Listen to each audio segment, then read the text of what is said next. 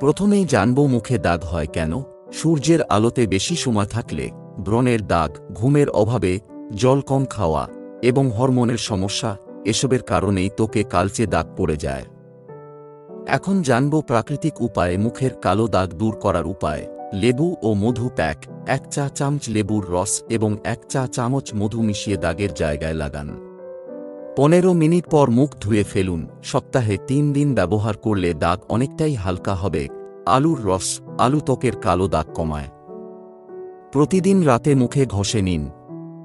শুকিয়ে গেলে জল দিয়ে ধুয়ে ফেলুন। Aloe vera gel. ঘুমানোর আগে মুখে অ্যালোভেরা লাগান। এটি ত্বক ঠান্ডা রাখে ও নতুন কোষ তৈরি করে, ফলে পুরানো দাগ অনেকটাই কমে।